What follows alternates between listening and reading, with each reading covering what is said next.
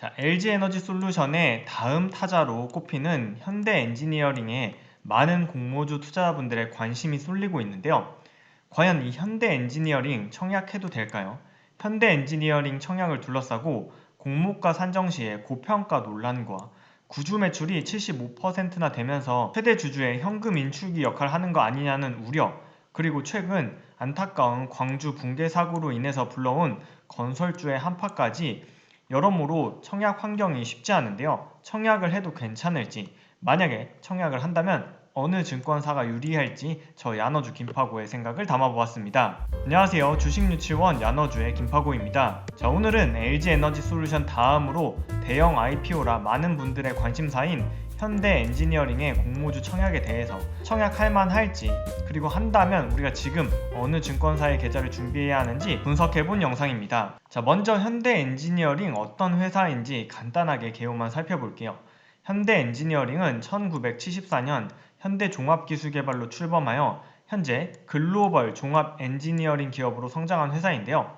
자, 첫 번째, 이 글로벌이란 이름이 붙은 이유는 바로 현대엔지니어링의 매출액에서 해외에서 차지하는 매출액 비중이 절반에 가깝기 때문입니다. 최근 3개년 매출액을 살펴보면 현대엔지니어링은 2019년에는 6조 8천억 원, 2020년에는 7조 2천억, 2021년 3분기까지는 5조 4천억의 매출을 기록했는데요. 이 중에서 해외 매출이 2019년부터 올해 3분기까지 44%에서 51%라는 높은 수치를 기록했죠. 또한 현대엔지니어링이 종합 엔지니어링 기업인 이유는 바로 다루는 사업 분야가 플랜트, 인프라뿐만 아니라 건축, 주택, 그리고 자산 관리까지 통합적으로 제공하기 때문입니다. 이러한 현대엔지니어링 사업 부분을 조금만 더 자세히 살펴보면 현대엔지니어링의 현재 주력 사업 부분은 화공 플랜트 사업과 인프라 산업설비 투자개발 사업부, 그리고 건축 사업부인데요. 화공 플랜트란 원유 및 가스 처리, 정제, 석유화학, LNG 설비를 만들어주는 사업 부분이며, 인프라 그리고 산업설비 투자개발은 환경시설 건설이나 물환경 분야 통합솔루션 개발 등 각국의 인프라 산업을 만들어주는 사업 부분입니다. 자, 건축 사업은 주택을 포함해서 다양한 건물, 빌딩과 같은 것을 지어주는 사업부이며, 이러한 세 가지 사업부가 현대엔지니어링의 주력 사업 분야인데요. 앞으로 미래 먹거리로는 이산화탄소의 자원화, 청정수소 생산, 소형 원자로 사업 등을 준비하고 있습니다. 자, 이러한 현대엔지니어링의 공모 개요 간단하게만 살펴보면, 먼저 청약일은 2월 3일에서 4일, 즉 구정 연휴가 끝난 직후인데요. 환불일은 2월 8일이며 상장 예정일은 코스피 시장에 2월 15일 화요일날 상장될 예정입니다. 희망 공모가 밴드는 현재 57,900원에서 75,700원 사이인데요. 공모가는 기관의 수요 예측 결과를 거쳐서 1월 28일 금요일날 확정될 예정입니다. 희망 공모가 밴드에 따른 시가총액은 공모가 상단 기준 6조 원으로 예정되어 있고요. 이번 공모를 통해 상단 기준 1조 2천억 원의 자금을 모집하는데, 매출 방법이 신주 매출이 25%, 구주 매출이 75%입니다. 이러한 현대엔지니어링에는 미래에셋, KB, 현대차, 한투, NH, 하나금투, 삼성증권 7개의 증권사가 주관사 역할을 하는데요. 이 중에서 미래에셋과 KB증권이 가장 많은 수량을 모집하는 대표 주관사이며, 현대차증권이 인수단이지만 대표 주관사에 가까운 물량을 모집하며, 나머지 4개 증권사의 인수 물량은 전체 모집의 4%에서 3%밖에 되지 않습니다. 이러한 현대엔지니어링을 둘러싼 청약 논란은 크게 세 가지가 있는데요. 먼저 첫 번째, 고평가 논란이 존재합니다. 현대엔지니어링은 이번 공모주 공모가를 산정할 때 기업 가치를 이자와 법인세, 감가상각 비용을 차감하기 전 순이익인 에비타로 나누는 방식을 사용했는데요. 공모주의 90% 이상이 평가하는 방법인 PER 밸류에이션이 아니라 EV 오버 에비타 방식을 사용한 이유는 유형 자산이나 기계 장비와 같이 감가상각이 많은 산업일수록 PER 순이익으로는 기업의 현금 창출 능력을 제대로 파악할 수가 없기 때문에 순이익에 감가상각비를 더한 에비타 지표를 통해서 기업의 현금 창출 능력을 더 잘 파악할 수 있다고 알려져 있습니다. 이런 에비타를 말할 때 에빗을 흔히들 영업이익과 동일하게 간주하시는 경우도 있는데요. 정확하게는 EBIT이란 Earnings Before Interest and Taxes의 약자로 이자와 법인세 비용을 차감하기 전 순이익입니다. EBIT은 영업이익과는 조금 달라서 영업의 이익은 차감해주고 일회성 비용을 더해주는 방식으로 조금 더 자세하게 구할 수 있지만 흔히 기업가치평가에서는 EBIT과 영업이익을 같다고 놓고 평가하기도 합니다. 여기서 EBIT다는 이렇게 구한 EBIT에 감가상각비를 더한 금액인데요. 자, 현대엔지니어링은 공모가를 산정할 때 이 EB/EBITDA 방식을 사용했는데요. 하나씩 자세히 살펴보도록 하겠습니다. 자, 먼저 현대엔지니어링은 2021년 3분기 누적 EBITDA를 연환산한 4,300억에 멀티플 11배를 적용해서 5조 500억이라는 기업가치를 계산했죠. 그 다음으로 기업이 가지고 있는 순차입금, 즉 현금 1조 8천억 원에 이번 공모를 통해 들어올 2,300억 원을 더해서 평가시가총액 7조 1천억을 계산한 다음 자, 이러한 평가시가총액 7조 1천억 원을 공모 후 발행 주식수인 약 8천만 주로 나누어서 주당 평가가액 8만 9천 원을 계산한 다음 이를 34%에서 14.9% 할인하여 57,900원에서 75,700원이라는 공모 밴드를 제시했는데요. 이러한 계산 방식에서 회사가 보유한 현금과 공모를 통해 들어오는 현금 그리고 공모 발행 주식수는 고정이 될 수치이기 때문에 회사의 가치에 가장 큰 영향을 주는 것은 바로 EB/EBITDA의 멀티플을 몇 배를 주느냐가 될 것입니다. 이러한 이 멀티플 11.6배가 바로 고평가 논란의 주인공인데요. 그 이유는 현대엔지니어링이 EB/EBITDA 배수를 산정하기 위해 참고한 비교 기업이 삼성엔지니어링과 GS건설, 대우건설과 같이 국내 건설사뿐만 아니라 해외 유수의 건설 플랜트 업종의 기업들을 참고했기 때문입니다. 국내 기업인 삼성엔지니어링, GS건설, 대우건설의 EB/EBITDA 평균 수치는 5.1배인데요.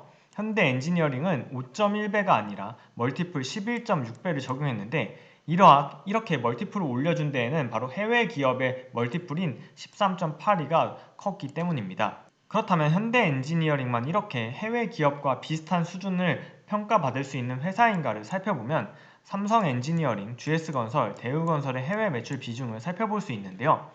먼저 삼성엔지니어링은 해외 매출이 올해 그리고 작년 그리고 재작년 모두 60% 이상을 기록한 회사입니다. 두 번째, GS건설 역시 최근 3년 해외 매출이 18%에서 20%대를 기록했고 대우건설 역시 해외 매출 비중이 최근 3년 기준으로 16%에서 23%를 차지하고 있죠. 자, 따라서 현대엔지니어링의 해외 비중이 2021년 3분기 기준으로 44%에 3분기까지의 매출액 5조 4천억이었는데요.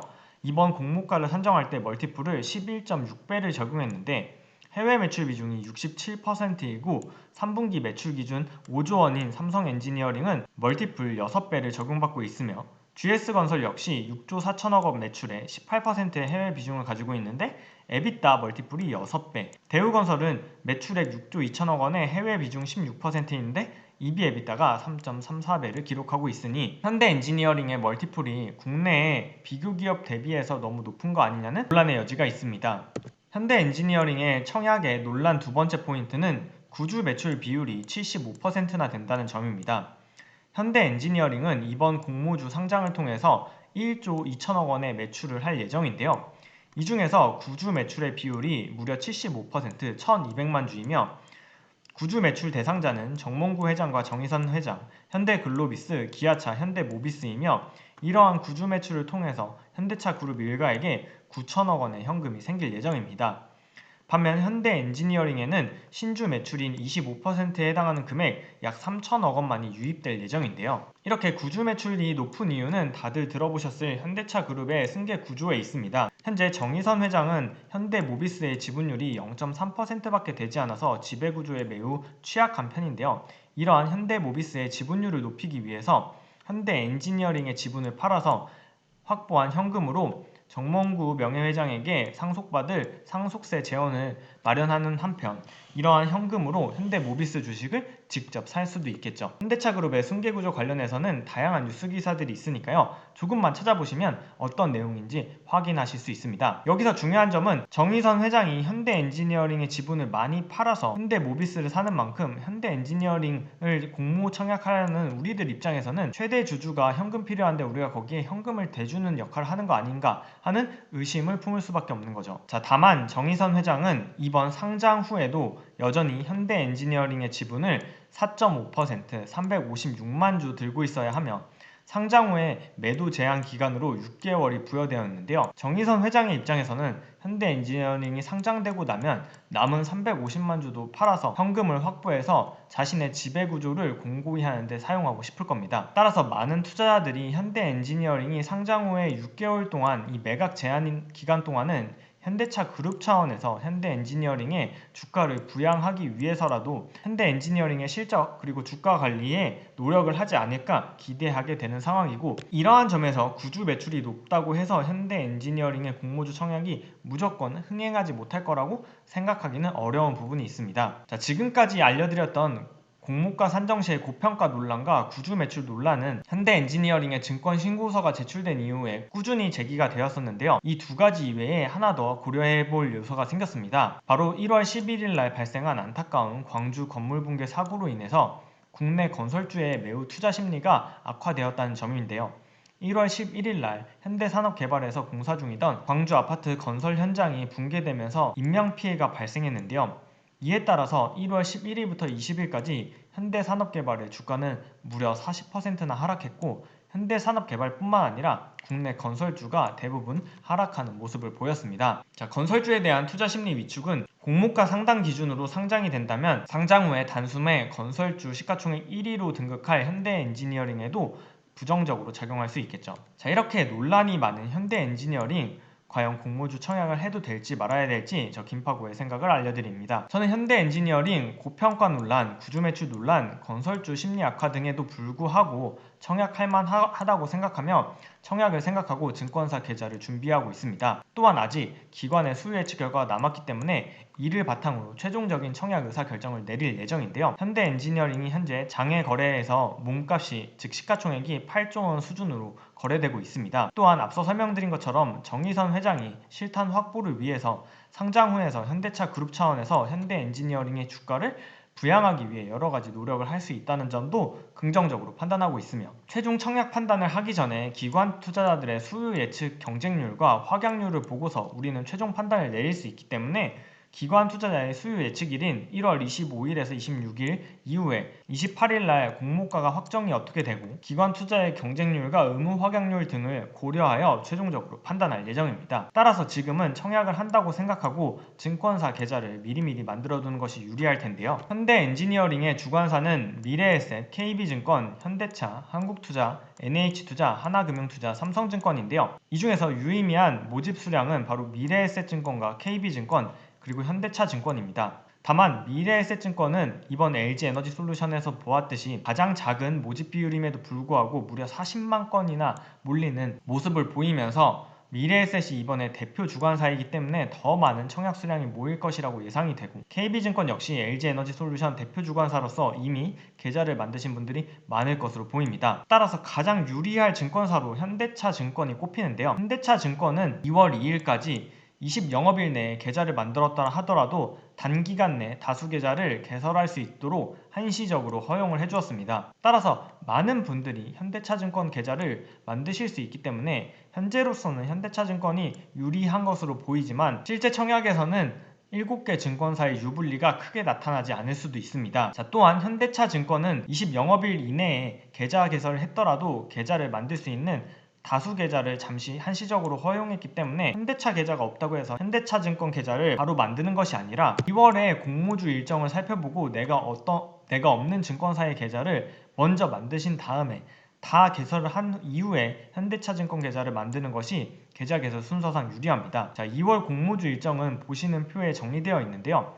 이 중에서 가장 많은 공모를 주관하는 회사는 한국투자증권이었으며 그 다음으로 삼성, 그 다음 미래, KB증권 순이었으니 현재 화면에 나와 있는 표를 보시면서 내가 필요한 증권사 계좌가 어디인지 참고하시기 바랍니다. 보시는 표의 빨간색 음영 표시는 20영업일 이내에 다수 계좌를 개설할 수 있는, 특히 비대면으로 개설할 수 있는 증권사인데요. 삼성증권과 현대차증권은 20영업일 이내에 계좌를 만들었다 하더라도 비대면으로 개설을 할 수 있으며, 나머지 음영이 없는 증권사들은 20영업일 제한이 있지만 20영업일 제한은 은행 연계 계좌를 만들면 해결하실 수 있습니다. 자, 오늘은 현대 엔지니어링 청약과 관련된 논란 3가지가 어떤 것이고 우리는 지금 어떤 준비를 해야 하는지 영상 만들어 보았는데요. 오늘도 영상 함께 해주신 여러분 감사드리며 저 김파고는 다음 영상에서 다시 인사드릴게요.